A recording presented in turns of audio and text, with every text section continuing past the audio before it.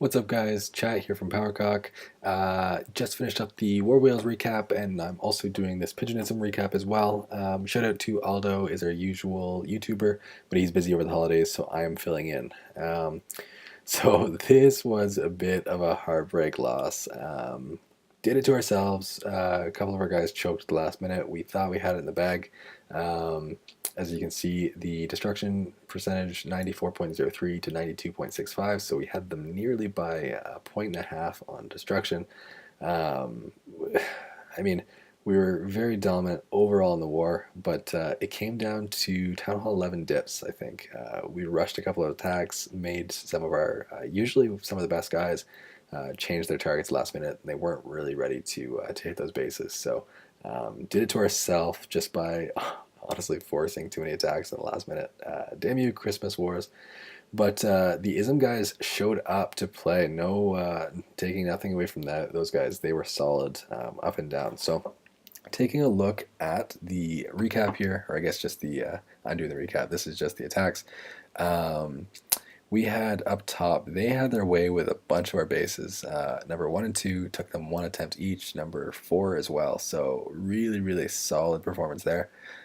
Number 3 and number 5 gave them some trouble. They ended up taking 3 attempts for number 3 and 5 attempts for my base on number 5. So that was solid on our side to kind of defend that. But they got it done. That's having 3 of them fresh too was pretty awesome to see. On the other side, first of all, the breakdown here was 5-11 and then filled with 9s. We had an extra 9.5. We had an extra 10. We put the Infernos out, so it's basically an extra 9.5. So I think it was 5-11. Then we had one 9.5, and then the rest were 9. So something like that. But the 5-11s, take a look at this. So we fresh to number 1. It took us 3 attempts to get number 3, 2 attempts to get number 4.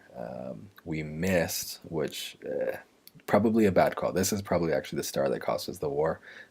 We should have sent our 11 after that one for the second star, and we fucked that up. So number 2, we ended up missing. Took 3 attempts to get 1 star there, which sucks. But take a look at this number 4. This is going to be pretty much the highlight of the recap. A 11v11 triple. So really, really solid work from Craze, running the Max KNX account.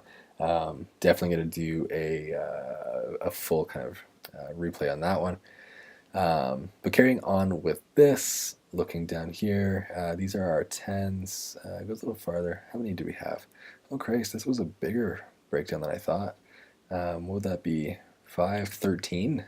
And then they were running 5-12, I guess. So heavy breakdown. We had 13 10s in war, I guess. And Sean was the one that we had. He put his Infernos out. But take a look at this. Hammerman took the top 2. Eclipse took the next 2. Like, solid hits, guys. You were doing some clone with Lalo, and it was impressive. We're definitely learned some things from that. Next couple guys, you missed the 10v10s on that. Your 9v10 actually was Tanic. That attack stayed as one of your, you're the only one that you used on Crod. Tony missed on a dip. Dylan brought home a triple. Devry brought home a triple, so solid dips there. You got a 10v10. Ewan, not even going to pronounce that one properly. Your 8 versus 15, you got the 10v10 triple there. Another dip triple.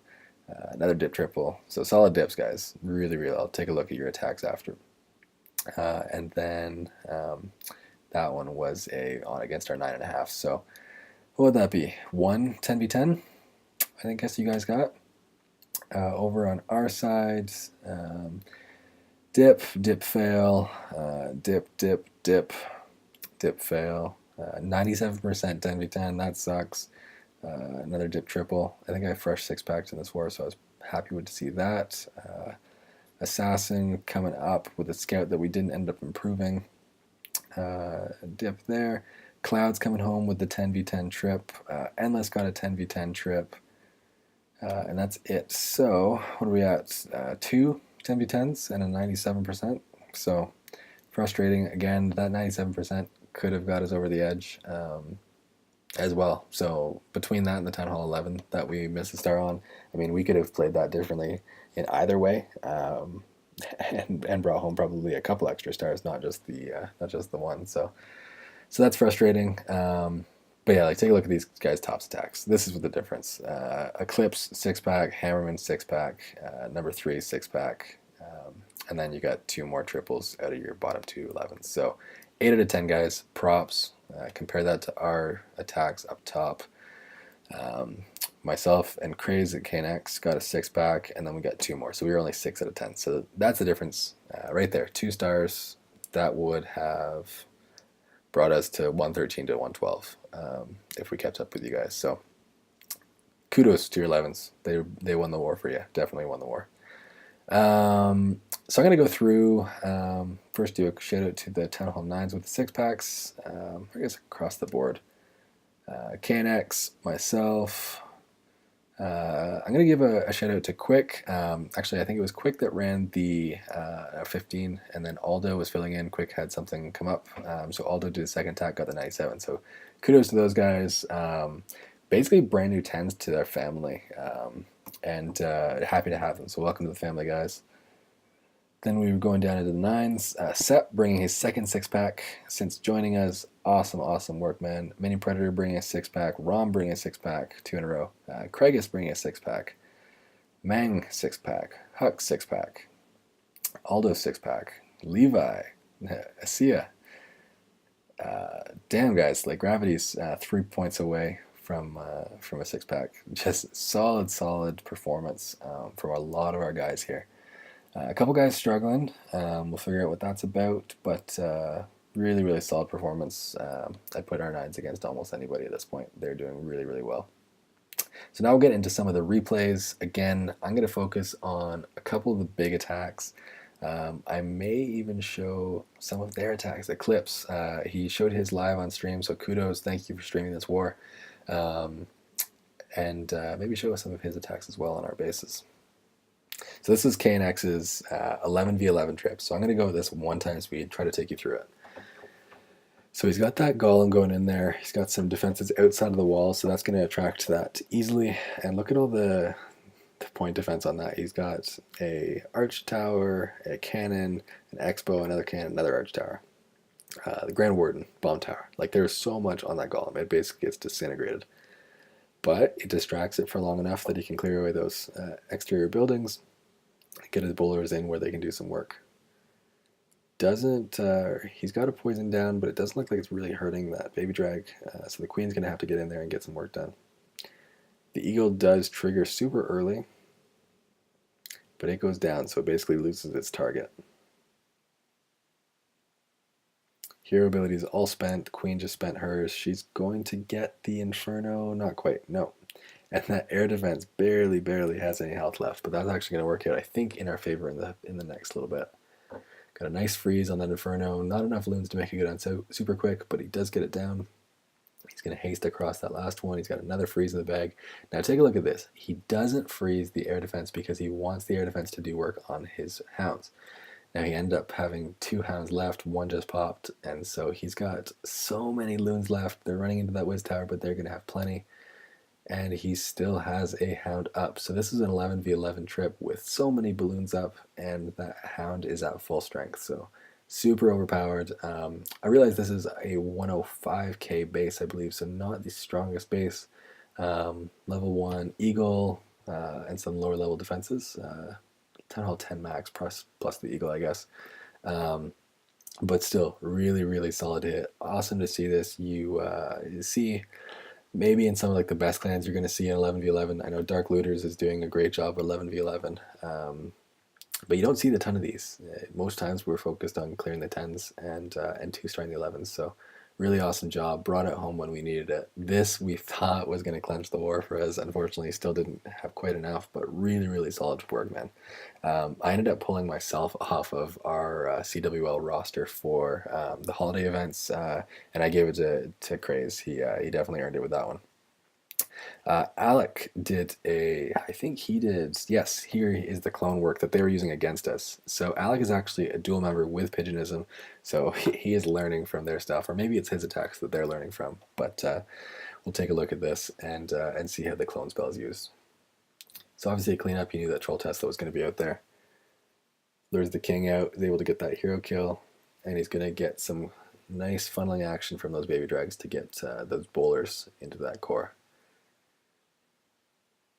If you take a look at the time on this, like a minute 33 is when he's first starting kind of the real part of the attack. The queen does walk, and he gets kind of lucky. That dragon stayed in that poison.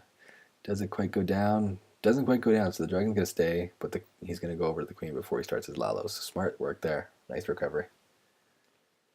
And we're already at 45% of the base is gone before the Lalo portion even goes in. There's this clone. He didn't use it the same way that Pigeonism was using it. They used it on kind of the backside. If an Inferno was still up or going over the last Airdy, that's when they'd use it and get some pretty insane value. But you can see that there. Like, I think he's got a level 3 clone there. That's 30 troop space, so he's going to get another 6 loons popping through the base when it really matters, right? If he sees one that's starting to die off, the nice thing about the clone spell is you can put it on any troop and it will replicate 5, 6, 7 more of that loon in it for this instance, and where you need it, right? So pretty critical use of that. So awesome work, man. Hopefully you can keep doing that in our clan. I'm going to show another one of KNX because he got the 6-pack, including 11v11, so that was awesome to see. This should be easy, but 11v10s aren't always the easiest attacks, so it was good to see him bring this one home here. I'm going to go 4 times speed. I want to do some, go through some recaps on this one.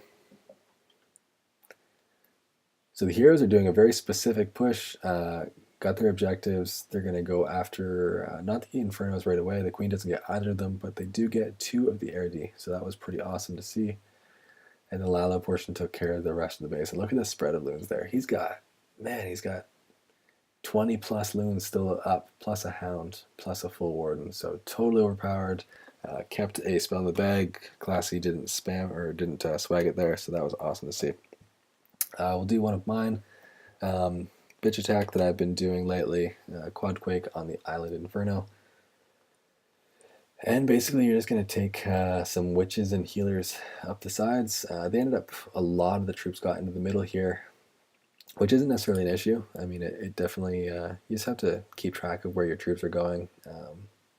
Because nothing really took care of the outside, I was glad that we had that one polar and the healers working on the right so that he can help with the cleanup. Because the last thing you want is for all of your bowlers in the core to die and there's nothing cleaning up the outside.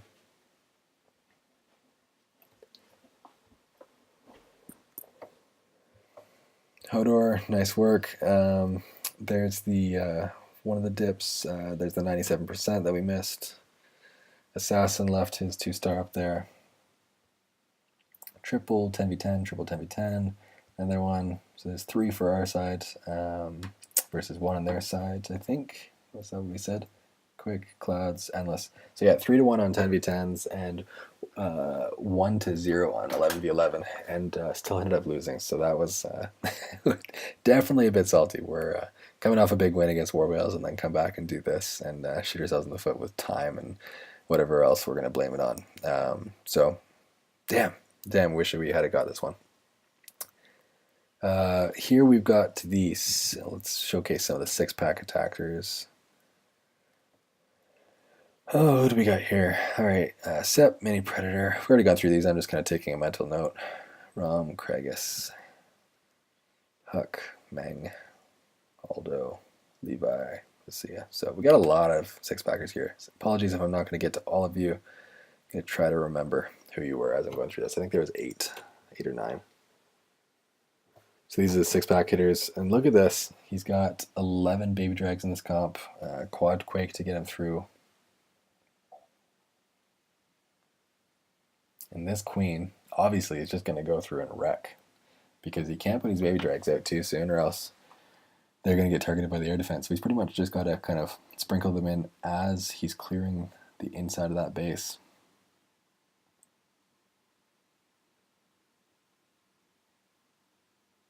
Loses all of his healers, but there's nothing targeting him at this point. Gets the last Airdy, and this is just cleanup, and he's going to swag 3. Baby drag likely here. Probably could have swagged 4 or 5. Solid work, man. Swagging 50 troops base at 10 all night. This is the problem, is that Rom is just totally overpowered with that attack. Meng has been doing incredible work. Nice work, man. Post update, I think He was talking to one of our war generals earlier, and he's 9 out of 10 on both of his accounts post updates. So really, really solid work.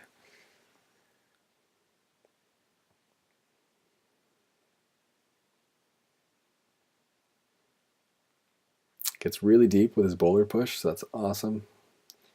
And he's got, he's going to have 3 hounds or just the 2? Yeah, just the 2, and then he's got lots of loons left. So loons group quite close together, so that's a bit of an issue for cleanup, but he does have the bowlers and the whiz going topside, so he's got lots. Solid hit, man. Really nice work. Got a hound still up and everything. Rom, already showed one of yours. Out of curiosity, let's see if you do the same attack. He does. He's got this baby dragon attack for both of these.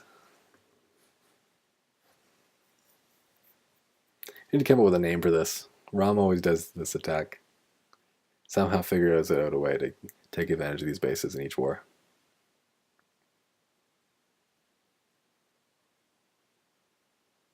Nice part about PC is got a pretty wide breadth of players, so we're kind of the self-proclaimed plebs of the CWL. I don't necessarily think we're the best clan, obviously, if you look at our rankings, but we've got a pretty diverse group of attackers, so typically we'll be able to find the weaknesses in the base. We're not really focused on being the best at air or the best at ground or what have you.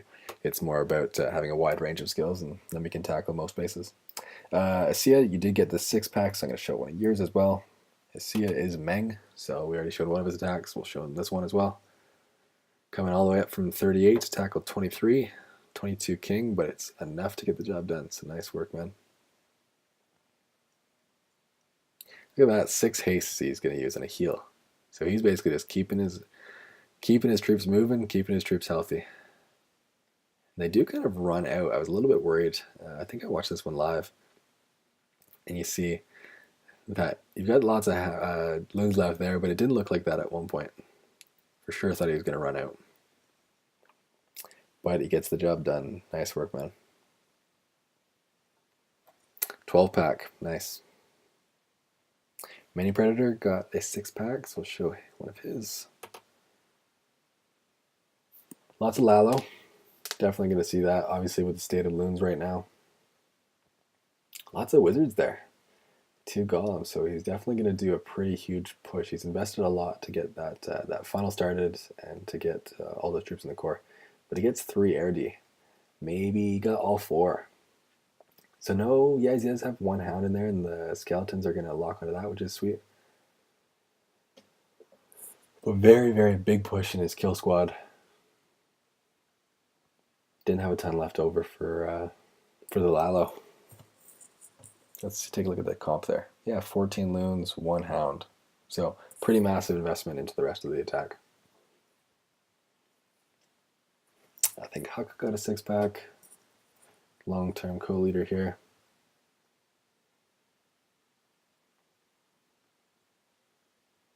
Solid base builder as well.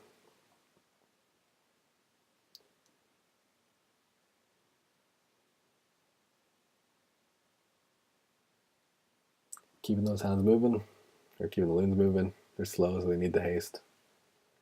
You wish that hound would pop, and will he get it to pop here? He might, and there it's going to go. Nice. Great timing, good for cleanup. 2 loons, he's going to swag there. Doesn't need them, so he doesn't drop them. Nice, man. Kragus, doing very well for us as well. One of the more recent additions to the family came through for our tryouts. PC doesn't typically accept tryouts. We're, I would say, very largely dependent on basically having people switch from other CWO clans. Don't typically do recruitment fresh from non-CWL or non-elite clan families. They'll typically be all from CWL. So Kragus was one of that exceptions. Not sure, I can't remember where he was before. Maybe he wasn't one of the clans, but I believe he came through and actually did the full tryout process. So solid work, man. Nice work on the 6-pack. Aldo, I think, got a 6-pack. Can't remember if I showed another one of his before, but we'll show one right here. Good. Hogs. Finally, something not Lalo.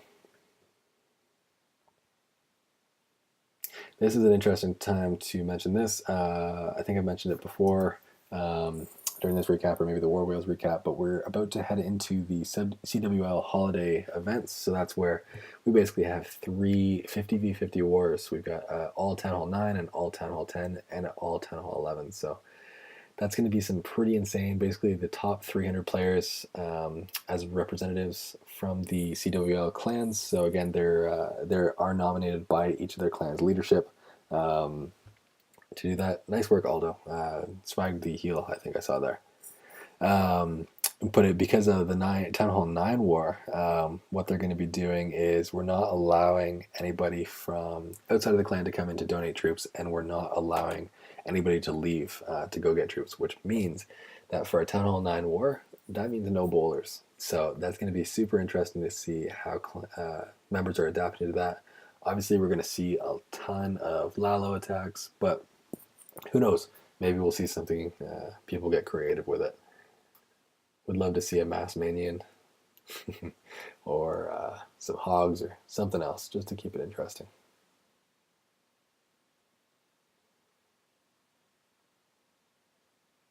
Run through this base pretty nicely. Got some cleanup hogs. He's going to need them, get through that Tesla farm. Again, though, take a look at this. Like, we've got bases that are defending air. You're seeing air skeletons on all of them. That leaves it open to the Valks and the Hogs. So, really nice work taking advantage there. And Sep. Do this last one. Hopefully we got everybody. Apologies if I didn't get all the six-packers with a featured attack.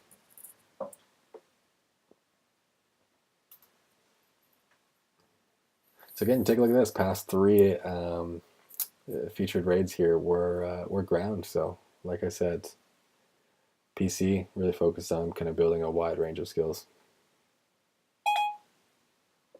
Yeah. Siri's being annoying, thinking that I'm talking to her. Apologies for that. And look at the overpowered base here. Had hogs left up, had Valks, had bowlers. Everything was up. Really solid hit, man. Welcome to the family. So that's going to be all for this recap. Again, kudos to Pigeonism.